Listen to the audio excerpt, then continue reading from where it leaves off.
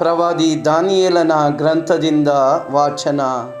ಅಧ್ಯಾಯ 7, ವಚನಗಳು 9, 10 ಮತ್ತು 13ರಿಂದ 14 ತನಕ.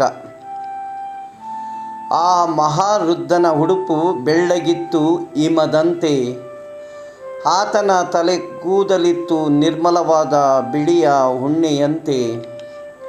ಆತನ ಸಿಂಹಾಸನ ಆಗಿ ಜ್ವಾಲೆಗಳು, ಧಗೆಧಗಿಸುವ ಬೆಂಕಿ ಅದರ ಚಕ್ರಗಳು. ಆ ಸಿಂಹಾಸನದ ಸಮ್ಮುಖದಿಂದ ಪ್ರಜ್ವಲ ಪ್ರವಾಹವೊಂದು ಉಕ್ಕಿ ಹರಿದು ಬಂದಿತು. ಲಕ್ಷೋಪಲಕ್ಷ ದೂತರು ಆತನಿಗೆ ಸೇವೆ ಸಲ್ಲಿಸುತ್ತಿದ್ದರು. ಕೋಟ್ಯಾನುಕೋಟಿ ಕಿಂಕರರು ಆತನ ಮುಂದೆ ನಿಂತಿದ್ದರು. ನ್ಯಾಯ ಸಭೆಯವರು ತೀರ್ಪು ನೀಡಲು ಕುಳಿತುಕೊಂಡರು. ಪಟ್ಟಿ ಪುಸ್ತಕಗಳನ್ನು ತೆರೆಯಲಾಯಿತು. ನಾನು ಕಂಡ ರಾತ್ರಿಯ ಕನಸಿನಲ್ಲಿ ನರಪುತ್ರನಂತಿರುವವನು ಆಕಾಶದ ಮೇಘಗಳೊಂದಿಗೆ ಬಂದು ಆ ಮಹಾವೃದ್ಧನನ್ನು ಸಮೀಪಿಸಿದನು.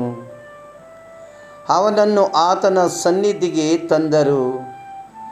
ಸಕಲ ರಾಷ್ಟ್ರ ಕುಲ ಭಾಷೆಗಳವರು ಅವನಿಗೆ ಸೇವೆ ಸಲ್ಲಿಸಲೆಂದು ಅವನಿಗೆ ದೊರೆತನ, ಘನತೆ, ರಾಜತ್ವ ಇವುಗಳನ್ನು ಕೊಡಲಾಯಿತು. ಅವನ ಆಳ್ವಿಕೆಗೆ ಅಂತ್ಯವಿಲ್ಲ, ಅದು ಶಾಶ್ವತವಾದುದು. ಅವನ ರಾಜ್ಯ ಎಂದಿಗೂ ಅಳಿಯದು. ಪ್ರಭುವಿನ ವಾಕ್ಯ. ದೇವರಿಗೆ ಕೃತಜ್ಞತೆ ಸಲ್ಲಲಿ. ಕೀರ್ತನೆ ಶ್ಲೋಕ. ಪ್ರಭು ಸರ್ವಾಧಿಕಾರಿ ನೀ ಲೋಕಕ್ಕೆಲ್ಲ. ಇದೇ ಪ್ರಭುವಿನ ಕೈಯಲ್ಲಿ ರಾಜ್ಯಾಧಿಕಾರ. ಉಲ್ಲಾಸಿಸಲಿ ಧರಣಿ ಮಂಡಲದಾದ್ಯಂತ. ಸಂತೋಷಿಸಲಿ ಕಡಲಿನ ದ್ವೀಪಗಳೆಲ್ಲ. ಇವೇ ಮುಗಿಲು ಕಾರ್ಮುಗಿಲು ಆತನ ಸುತ್ತಲೂ. ನ್ಯಾಯ ನೀತಿ ಆತನ ಗದ್ದುಗೆಯ ಸ್ಥಿವಾರಗಳು. ಶ್ಲೋಕ. ಪ್ರಭು ಸರ್ವಾಧಿಕಾರಿ ನೀನು ಲೋಕಕ್ಕೆಲ್ಲ. ಸಾರ್ವಭೌಮನಾದ ಪ್ರಭುವಿನ ಮುಂದೆ ಕರಗುತ್ತವೆ ಬೆಟ್ಟಗುಡ್ಡಗಳು ಮೇಣದಂತೆ.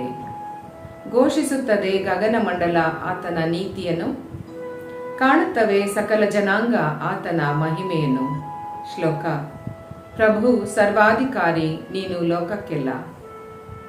ಸರ್ವಾಧಿಕಾರಿ ನೀನು ಲೋಕಕ್ಕೆಲ್ಲ, ಮಹೋನ್ನತನು ನೀನು ದೇವರುಗಳಿಗೆಲ್ಲ. ಶ್ಲೋಕ. ಪ್ರಭು ಸರ್ವಾಧಿಕಾರಿ ನೀನು ಲೋಕಕ್ಕೆಲ್ಲ. ಪೇತ್ರನು ಬರೆದ 2ನೆಯ ಪತ್ರದಿಂದ ವಾಚನ. ಅಧ್ಯಾಯ 1, ವಚನಗಳು 16ರಿಂದ 19. ಸಹೋದರರೇ, ನಮ್ಮ ಪ್ರಭು ಯೇಸು ಕ್ರಿಸ್ತರ ಶಕ್ತಿ ಸಾಮರ್ಥ್ಯವನ್ನು ಮತ್ತು ಅವರ ಪುನರಾಗಮನವನ್ನು ನಿಮಗೆ ತಿಳಿಯಪಡಿಸುವಾಗ ಚಮತ್ಕಾರದಿಂದ ಕಲ್ಪಿಸಿದ ಕಟ್ಟುಕತೆಗಳನ್ನು ಆಧರಿಸಿ ನಾವು ಮಾತನಾಡಲಿಲ್ಲ. ನಾವೇ ಅವರ ಮಹತ್ತನ್ನು ಕಣ್ಣಾರೆ ಕಂಡು ಅದನ್ನು ತಿಳಿಯಪಡಿಸಿದ್ದೇವೆ. ತಂದೆಯಾದ ದೇವರಿಂದ ಅವರು ಗೌರವವನ್ನು ಮಹಿಮೆಯನ್ನು ಪಡೆದಾಗ, ಈತನು ನನ್ನ ಪುತ್ರ, ನನಗೆ ಪ್ರಿಯನಾದವನು, ನನ್ನ ಅಪಾರ ಮೆಚ್ಚುಗೆಗೆ ಪಾತ್ರನು ಎಂದು ಅವರನ್ನು ಕುರಿತೇ ವಾಣಿಯೊಂದು ಮಹೋನ್ನತ ವೈಭವದಿಂದ ಕೇಳಿ ಬಂದಿತು. ಆಗ ನಾವು ಆ ಪುನೀತ ಪರ್ವತದ ಮೇಲೆ ಅವರೊಡನೆ ಇದ್ದೆವು. ಸ್ವರ್ಗದಿಂದ ಆ ವಾಣಿಯನ್ನು ನಾವು ಕೇಳಿದೆವು. ಆದುದರಿಂದ ಪ್ರವಾದನೆಯ ಸಂದೇಶವು ನಮಗೆ ಮತ್ತಷ್ಟು ಖಚಿತವಾಗಿ ಗೊತ್ತಾಗಿದೆ. ಇದನ್ನು ನೀವು ಕತ್ತಲಲ್ಲಿ ಬೆಳಗುವ ದೀವಿಗೆ ಎಂದು ಪರಿಗಣಿಸಿ ಲಕ್ಷ್ಯ ಕೊಟ್ಟರೆ ಒಳ್ಳೆಯದು. ನಿಮ್ಮ ಹೃದಯದಲ್ಲಿ ಬೆಳಕು ಹರಿದು ಅರುಣೋದಯದ ನಕ್ಷತ್ರವು ಮೂಡುವವರೆಗೂ ಈ ದೀಪವು ಬೆಳಗುತ್ತಿರುತ್ತದೆ. ಪ್ರಭುವಿನ ವಾಕ್ಯ. ದೇವರಿಗೆ ಕೃತಜ್ಞತೆ ಸಲ್ಲಲಿ. ಘೋಷಣೆ. Hallelujah, hallelujah.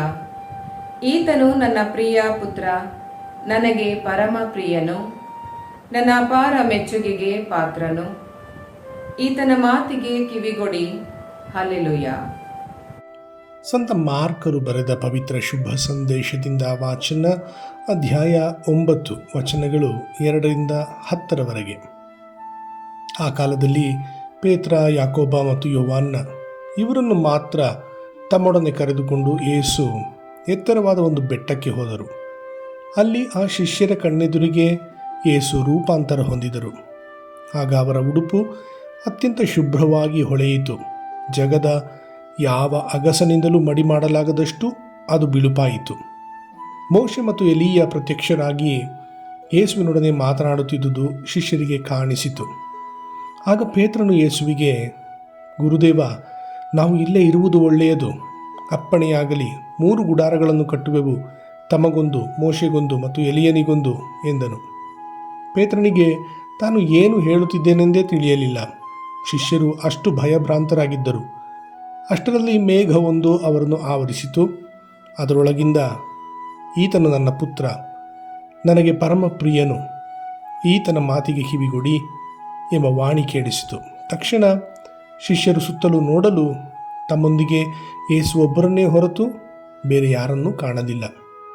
ಅನಂತರ ಯೇಸು ಮತ್ತು ಅವರ ಶಿಷ್ಯರು ಬೆಟ್ಟದಿಂದ ಇಳಿದು ಬರುವಾಗ, ನರಪುತ್ರನು ಸತ್ತು ಪುನರುತ್ಥಾನ ಹೊಂದುವ ತನಕ ನೀವು ಕಂಡದ್ದನ್ನು ಯಾರಿಗೂ ಹೇಳಬೇಡಿ ಎಂದು ಆಜ್ಞಾಪಿಸಿದರು. ಅಂತೆಯೇ ಶಿಷ್ಯರು ಇದನ್ನು ಯಾರಿಗೂ ಹೇಳಲಿಲ್ಲ. ಆದರೂ ಸತ್ತು ಪುನರುತ್ಥಾನ ಹೊಂದುವುದು ಎಂದರೆ ಏನು ಎಂದು ತಮ್ಮೊಳಗೆ ಚರ್ಚಿಸಿಕೊಂಡರು. ಪ್ರಭುವಿನ ಶುಭ ಸಂದೇಶ. ಕ್ರಿಸ್ತರೇ ನಿಮಗೆ ಸ್ತುತಿ ಸಲ್ಲಲಿ.